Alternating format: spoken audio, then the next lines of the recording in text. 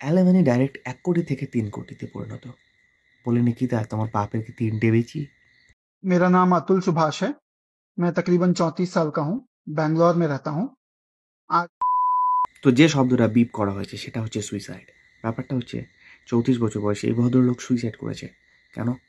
বউয়ের চাপে।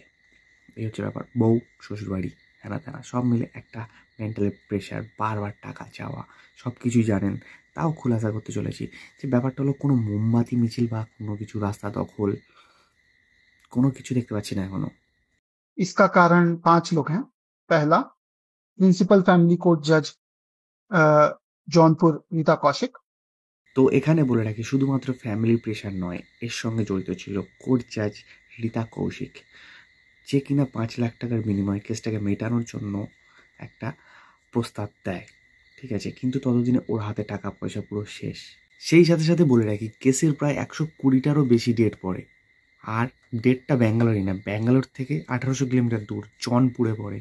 दूसरा, मेरी पत्नी निकिता सिंघानिया। এবারে এখানে গল্পটা একটু শর্টে বলে নিই। বিয়ের পর থেকেই টাকা চাওয়া শুরু। অল্প থেকে শুরু হয়, এরপর 5, 10।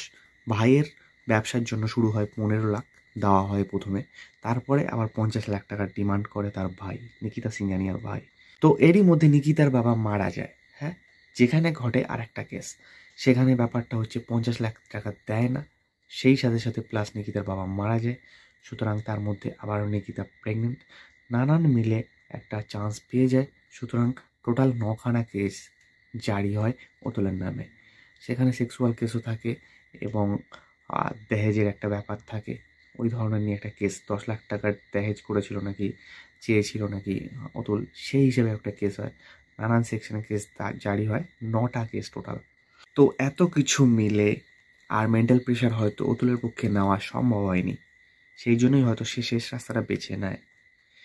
এবারে আমি আমার ফর্মে আসি। ব্যাপারটা হচ্ছে আজকে কোনো মোমবাতি মিছিল দেখতে পাচ্ছি না। 8 তারিখে ঘটে গেল, আজ 22 তারিখ। সবাই বিন্দাস ক্রিসমাসও পালন করবে। যাই হোক, এক্ষেত্রে কোনো রাস্তা দখল নেই, কোনো রাত দখল নেই। জানি না ইন ফিউচার হবে কি না, এজন্য। কিন্তু হ্যাঁ, আমাদের শেয়ার করা দরকার যতটা হোক।